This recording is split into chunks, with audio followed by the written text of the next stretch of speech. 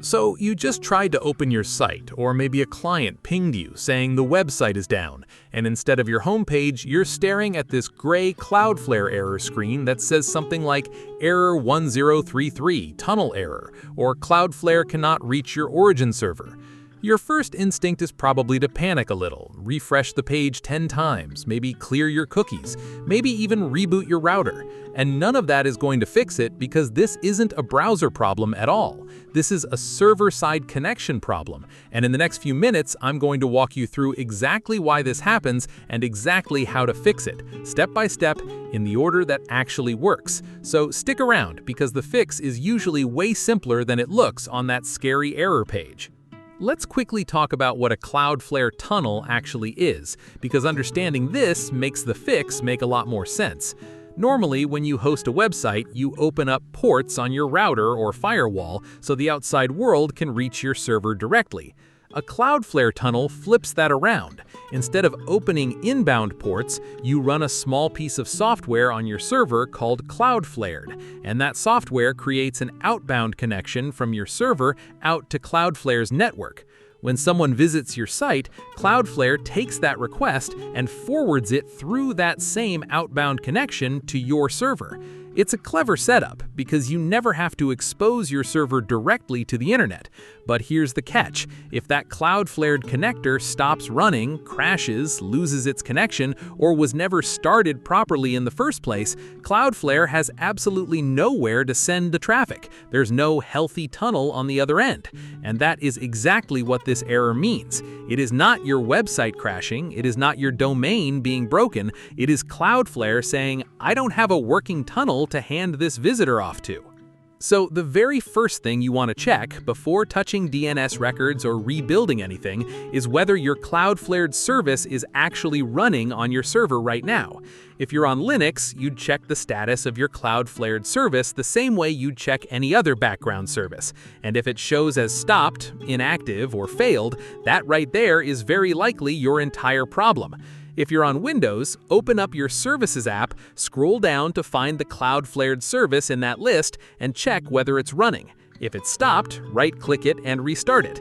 If you're running this inside Docker, whether that's on a Synology NAS, a Prommox box, or just a regular Linux server, you'll want to check your container logs and confirm the Cloudflared container is actually up and hasn't silently exited in the background, because a container can look like it's there in your dashboard while the actual process inside it has crashed. Now, a huge number of these tunnel errors get fixed at exactly that step.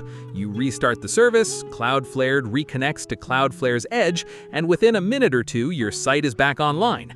But if restarting it doesn't fix things, or if it keeps disconnecting over and over, you need to go one level deeper and actually look at the logs Cloudflared is producing. Those logs will usually tell you exactly what's going wrong, whether that's an authentication failure because your tunnel token or credentials file has expired or gone missing, a DNS problem where your tunnel's route isn't pointing where you think it is, or a network level block where your firewall or your hosting provider is quietly blocking the outbound connection Cloudflared needs to reach Cloudflare servers. This last one trips people up more than you'd expect, especially if you're on a corporate network, a restrictive VPS provider, or you recently changed something in your firewall rules or your router configuration. Cloudflared needs consistent outbound access, and if that access gets blocked even briefly, the tunnel will drop. While you're troubleshooting, it's also worth double-checking that the host name you're visiting is actually supposed to be using this tunnel in the first place, and that it's pointing to the correct tunnel if you happen to be running more than one.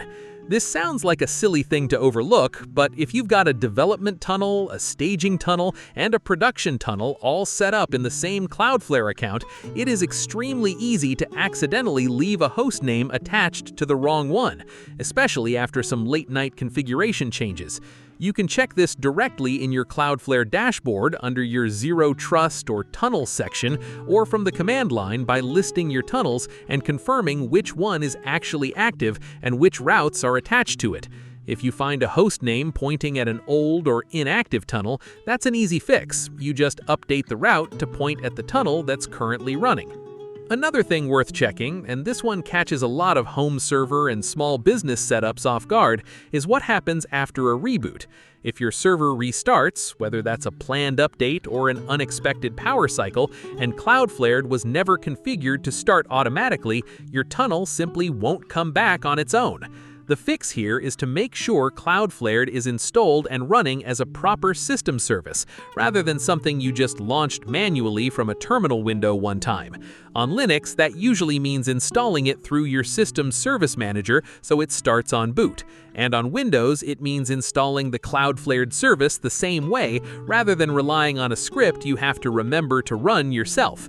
This one change alone prevents a huge chunk of future tunnel outages, because you stop being dependent on remembering to restart it every single time your machine reboots. If you've gone through all of that, the service is running, the logs look clean, the routing is correct, and you're still seeing the error, it's worth confirming that your local application itself is actually reachable from the machine running Cloudflared.